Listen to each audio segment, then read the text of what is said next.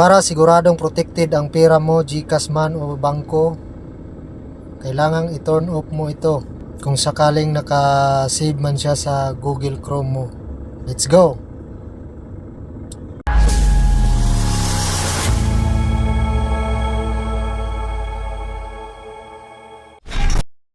Una, pindutin natin ang ating Google Chrome. Ito siya. Sunod, pindutin natin ang tatlong dot sa taas, right side, tatlong tuldok, yan.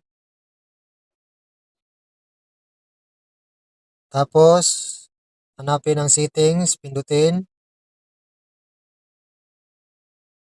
Tapos, scroll down konti, hanapin itong, pindutin itong payment method. Yan.